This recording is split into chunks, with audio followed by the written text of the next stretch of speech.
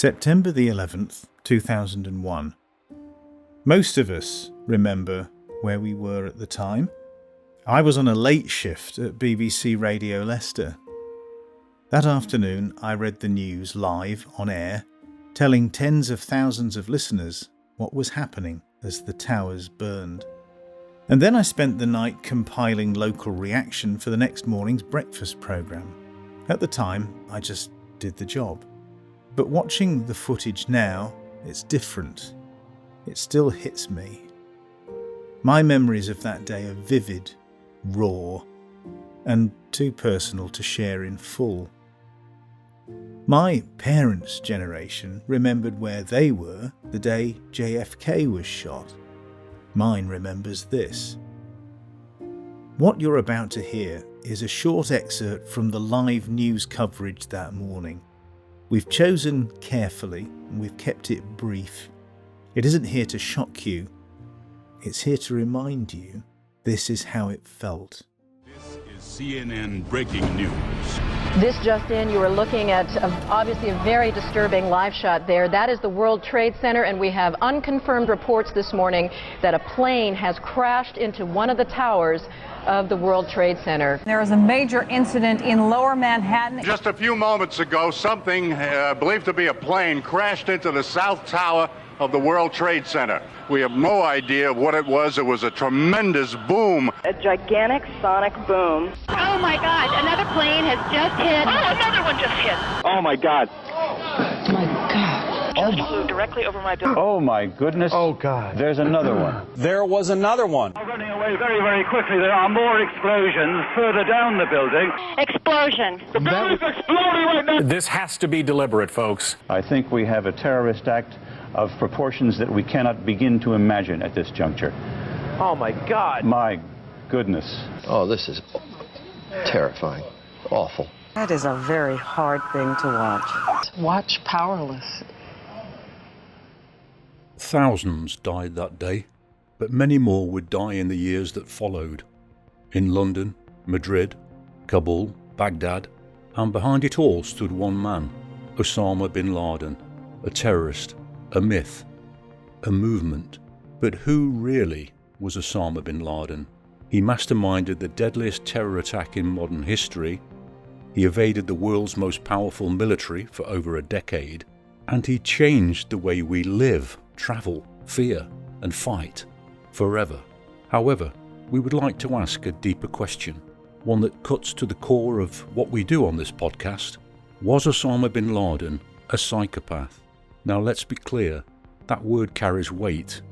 It's not an insult, it's not tabloid bait, it's a clinical diagnosis, a forensic label, a scientific attempt to define the most dangerous kind of mind.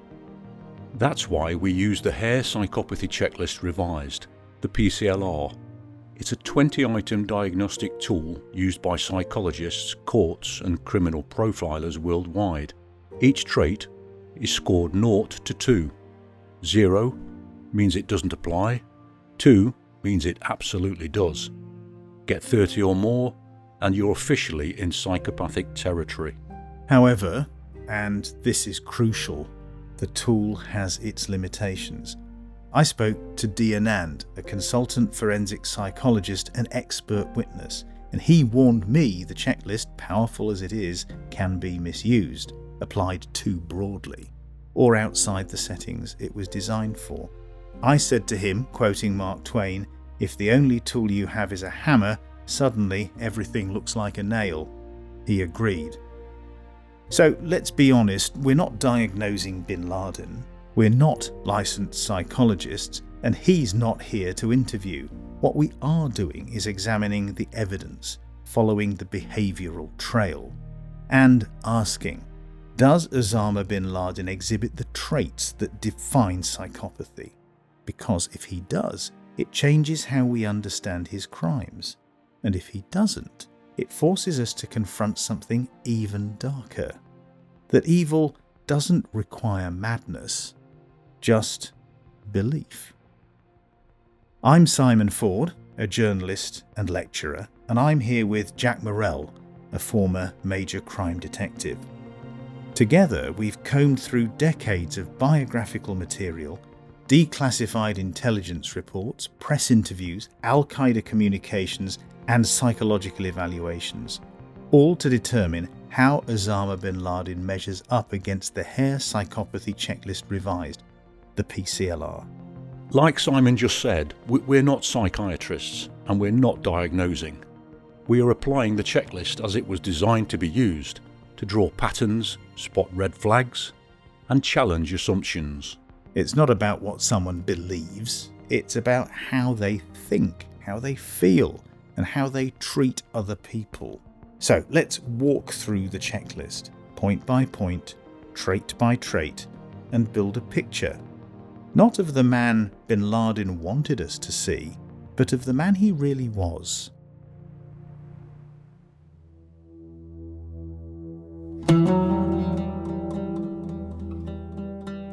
Item 1. Glibness and superficial charm. Well, he wasn't exactly JFK, but Bin Laden had charisma, especially within the jihadist movement. To his followers, he radiated spiritual authority, but to outsiders, socially awkward, stilted, even cold.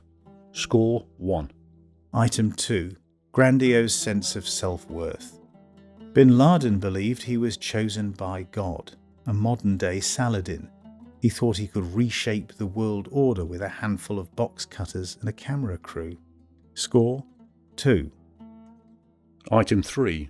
Pathological lying. He lied to governments, the press, and even his own fighters. He denied involvement in 9/11 for months, before later boasting about it. Score 2. Item 4. Cunning and manipulative. He turned religion into a recruitment machine. He weaponized martyrdom. And he convinced thousands to kill themselves and others in his name. Score 2. Item 5. Lack of remorse or guilt. He called the deaths of nearly 3,000 people in New York blessed and necessary. He never once expressed sorrow, not for civilians, not for his own followers. Score 2. Item 6. Shallow effect, limited emotional range. His video statements were always monotone, controlled, never any visible emotion, even when talking about death on an industrial scale. Score 2. Item 7. Callousness and lack of empathy. He ordered attacks on markets, mosques, buses, schools, anywhere that could bleed. He saw people as pawns in his holy war. Score 2. Item 8. Failure to accept responsibility. Every atrocity was someone else's fault. America, Israel, the Saudi regime. Never him. Score 2. Item 9. Parasitic lifestyle. Well, we know he used his family's money, then lived off charities and donors. He didn't work. He used. Score 1. Item 10. Poor behavioural controls. Privately, he was obsessive, dogmatic, even paranoid, but publicly, disciplined, strategic. He played the long game. Score 1. That's the interpersonal and emotional criteria. Now let's look at the lifestyle factors. Item 11. Promiscuous sexual behaviour. Not really applicable. Bin Laden had multiple wives, yes, but through formal religious marriage. He wasn't Casanova. Score 0. Item 12. Early behavioural problems. There's no evidence of criminality or cruelty in childhood. He was devout, quiet, studious. Score 0. Item 13. Lack of realistic long-term goals. He had very clear goals. Delusional, yes, but consistent. Destroy the West. Build a caliphate. Die a martyr. Score 0. Item 14. Impulsivity. He planned his attacks meticulously, often for years. He was calculated, not chaotic. Score 0. Item 15. Irresponsibility. He took responsibility for running a global terror network. not exactly lazy. Fanatical, yes, but not irresponsible. Score 0. Item 16. Failure to accept responsibility. Never once did he apologise, even to Muslim families his actions devastated. Score 2. Item 17. Many short-term marital relationships. Multiple wives, yes, but maintained long-term. Score 1. Item 18. Juvenile delinquency. We're not aware of any criminal record as a youth, and no suggestion of being violent. Score 0. Item 19. Revocation of conditional release. That's not applicable. Score 0. Item 20. Criminal versatility. Well, he orchestrated bombings, plane hijackings, embassy attacks, and assassinations. This was violence on every scale. Score 2. So the final score, 28 out of 40. Now that's just below the formal threshold. But when you consider how tightly the PCL-R is designed to apply to convicted criminals in forensic institutions, that score is chilling. Make no mistake, this was not an ordinary fanatic. This was a man who combined cold ideology with cold blood. So we've got our diagnosis. But how did we get there? What makes a man with so much wealth, privilege, education choose death, destruction, and infamy? In the next segment, we turn back the clock. We'll visit the palaces of Jeddah, the battlefields of Afghanistan, and the shadowy networks of the Cold War. Because if we want to understand the psychopath, we need to understand the path. The countries of the Arabian Peninsula, the land the Arabs came out of more than 1,300 years ago, bringing with them a powerful new religion, and its name was Islam.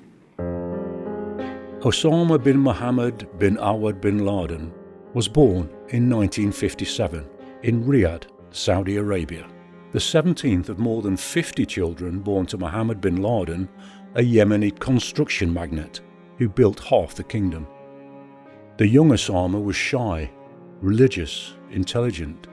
He went to elite schools, memorized the Quran, studied economics and engineering.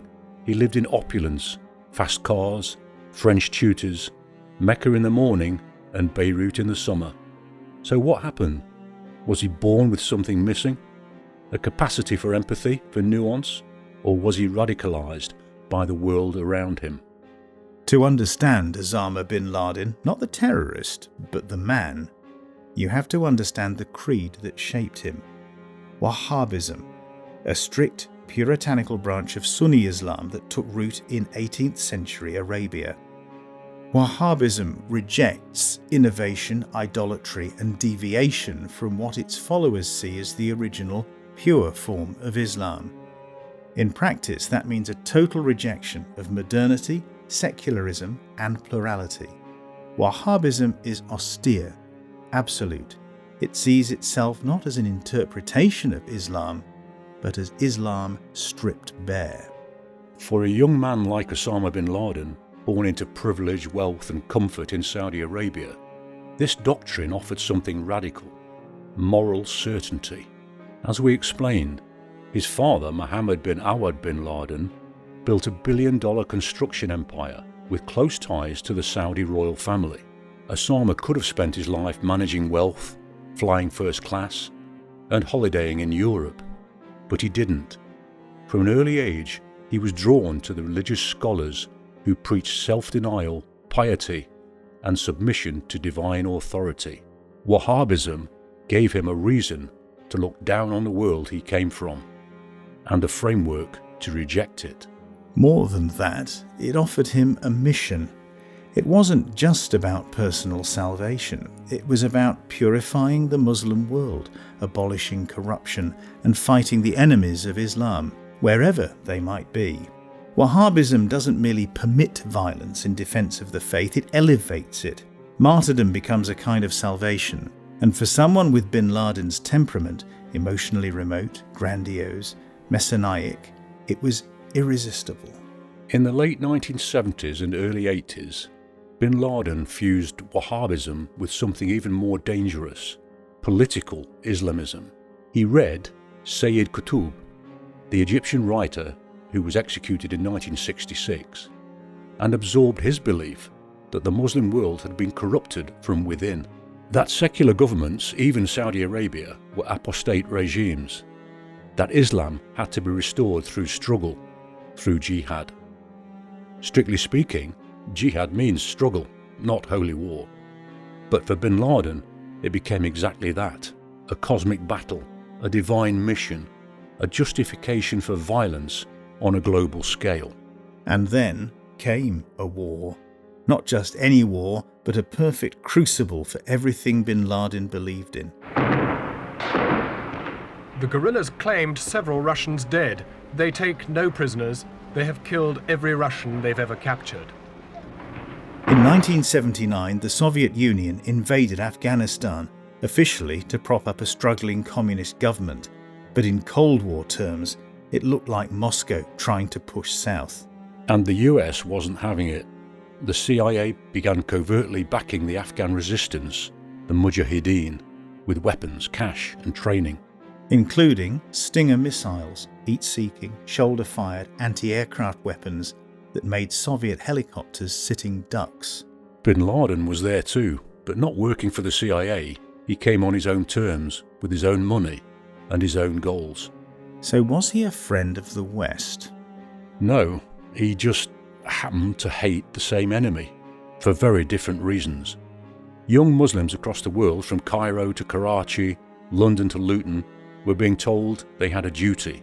Go to Afghanistan, defend Islam, become a mujahid.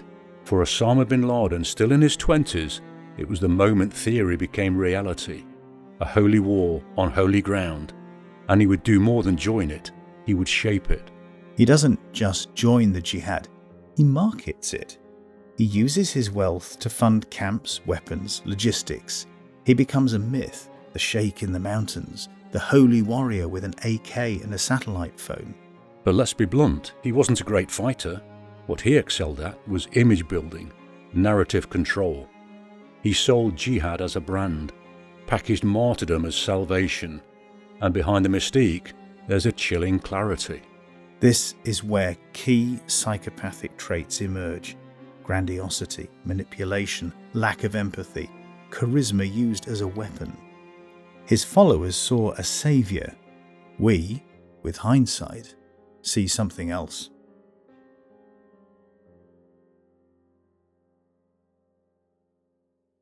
You have declared a jihad against the United States. Can you tell us why? The US government has committed acts that are extremely unjust, hideous, and criminal through its support of the Israeli occupation of Palestine. And we believe the US is directly responsible for those killed in Palestine, Lebanon, and Iraq. Al-Qaeda by the late 1990s was less a military organisation than a personality cult. Bin Laden wasn't a general, he was a prophet. He declared fatwas, issued videotapes, and sat like a messianic ghost in the mountains while others died for him. Is the jihad directed against the US government or United States troops in Arabia? What about US civilians in Arabia or the people of the United States?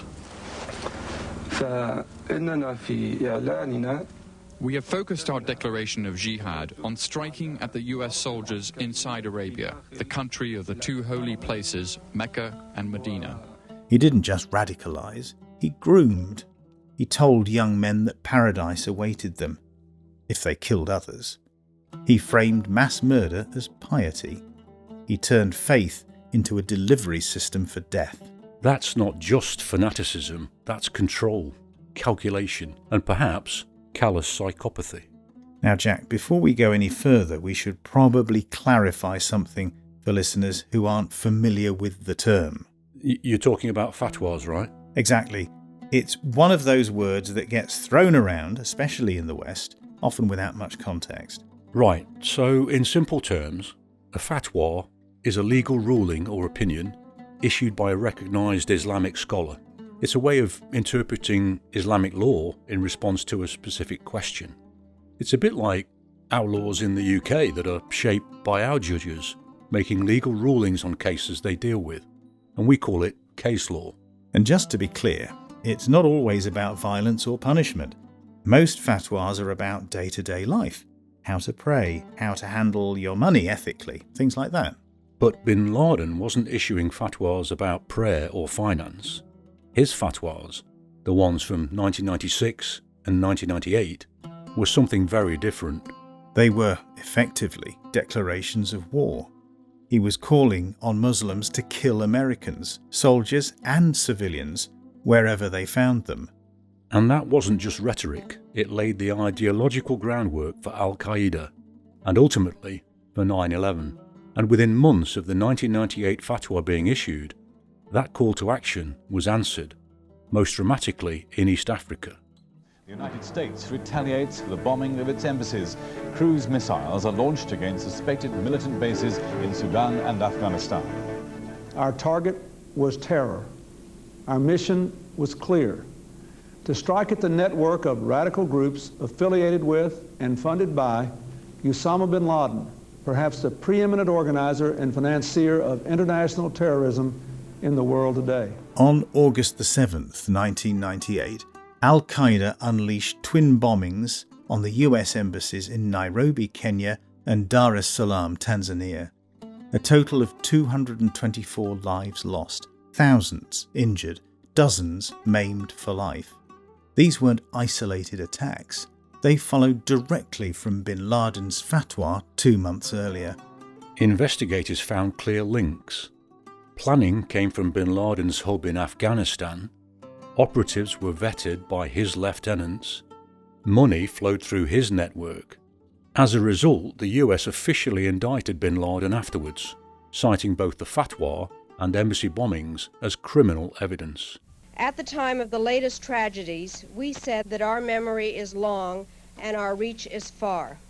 Today, we reached into 2 locations on the far side of the world.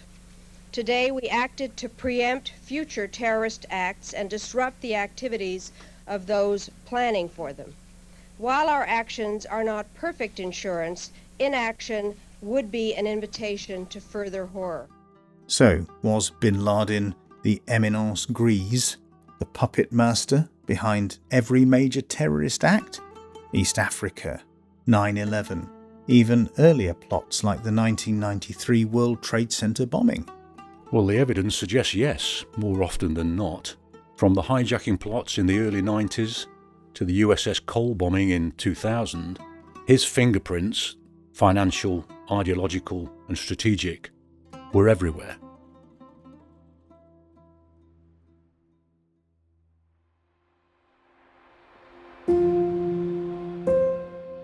So, where does that leave us?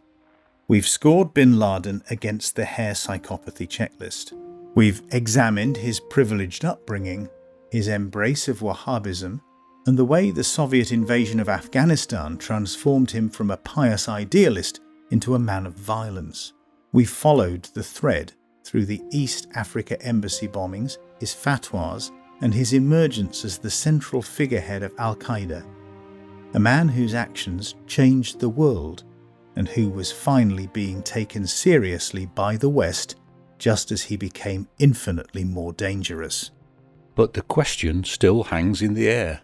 Was Osama bin Laden a psychopath in the clinical sense, or something else? Are we using the right lens to look at him? Next time, we'll put aside the Hare checklist and take a look through a different framework, one that doesn't just focus on criminal behaviour, but also explores emotional detachment, dominance, self-image, and attachment to others. It's a model used by psychologists around the world, and we'll see how Bin Laden scores there too. Because if the PCL-R shows us the skeleton of a dangerous mind, the next test might show us its nervous system. We'll follow him into the shadows, from his mountain strongholds in Tora Bora to the hideouts of his most dangerous disciples, and finally to the doorstep of 9/11. That's next time on Psycho Killer, Osama Bin Laden, Psychopathy, Power, and the Price of Belief.